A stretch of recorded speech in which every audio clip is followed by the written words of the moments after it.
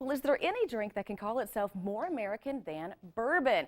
That drink gained popularity in the American South and is now prized around the world. So here to help us today sort through the many brands and varieties is a local expert, Eric Suter of Riverside Wines and Distilleries. Thanks for joining us. Hi there, how's it going? Doing well. Good. You had a good morning so far? So far, yeah. Now, some of these are open. You haven't drank them yet, right? No, not yet. All right, so first off, introduce us to what really is a bourbon. What is that definition? Okay, so a bourbon is going to be a type of whiskey. It's kind of like the square and the rectangle, where a bourbon is the square. So not all whiskeys are going to be bourbon, but all bourbon is going to be a whiskey. Okay. It specifically has a few reasons that make it a bourbon. The first of which is that it's going to be distilled to 160 proof or less. From there, when it is bottled, it has to be at 125 proof or less, barreled. And it has to be barreled in new white charred oak. Okay. And then it also has to be 51% corn. Okay. That 51% corn is what's going to make it a bourbon, opposed to a rye, like Whistle Pig over here, which is going to be 51% rye. There's a lot of details to it. Yep. Okay, so for someone who maybe is not an expert and maybe doesn't know or maybe really doesn't care if it's 51% corn, they just want it to taste good, how can you help us out? Yeah, so there are a bunch of different kind of flavors you're going to be looking for, and it's all going to depend on whatever mash bill you're getting.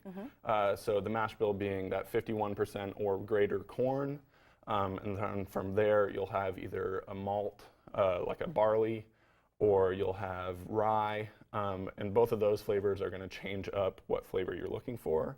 So if you like something sweeter, a lot of the time you're going to go for something that's charred longer, like the Knob Creek here. They go for the max amount of charring, which is going to really open up the barrel and release a lot of those flavors that you're looking for the sweetness.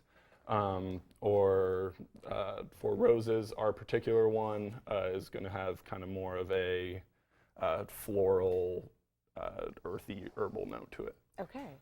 So it really depends on what you're looking for, and price-wise, it also depends on what you're looking for. Right. So like Old Grandad over there, it's made by the Jim Beam Company, as is Knob Creek, but that's going to start at about $26.99. It's going to be a bonded whiskey, which means it's aged in a bonded distillery for at least 4 years. As well as some other right, a lot of qualities to it. Yeah. Right? So how do we know? I mean, is it on the bottle? Will it tell us kind of what the flavor profile is, or is this something we just need to ask you and educate ourselves on? Yeah, a lot of times if you're going into a liquor store, asking the people that work there is going to be your best bet. There should be someone there that hopefully has been sipping them or trying them, because that is pretty much our job. Right, you have to know, right? You have to know your product.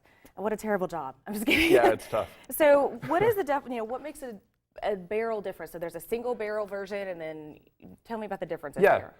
So single barrels should be hypothetically the greatest whiskey that place is putting out.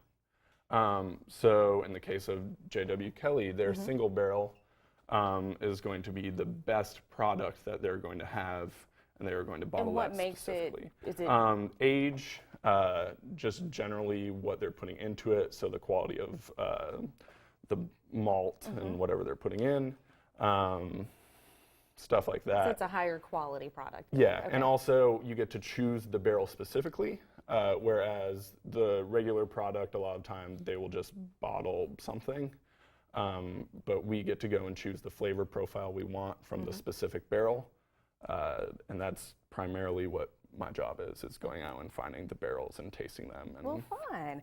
Okay, so is there a good rule of thumb? So somebody walks into your store, they're looking for your bourbon or whiskey. Yep. Is there a good rule of thumb to kind of look off of based on kind of maybe a flavor profile? I mean, looking at your price, looking at your labels, kind of what do we do? Yeah, bonded is always a good way to go because there are some cheaper ones at that kind of price level. But also just generally looking for the higher the proof is going to be, the less watered down the product is going to be. Okay. You can always add water back into it later if it's too heavy and hot for you, but that's primarily the way you want to go. Perfect. And do you have a favorite? No. No, you're partial. You're Switzerland. Yep. Okay, so what a great Father's Day idea to go grab Dad a good bottle of his favorite bourbon or whiskey. So make sure you come and see Eric out at Riverside Wines. And if you don't know what his favorite is, he can help you out. Eric, thanks for joining us Thank and you. introducing us to all these great bourbons and whiskeys. We'll talk to you again soon, hopefully, probably Sounds about good. some wine. But stick around with us. We'll be right back with more gift ideas on Let's Chat.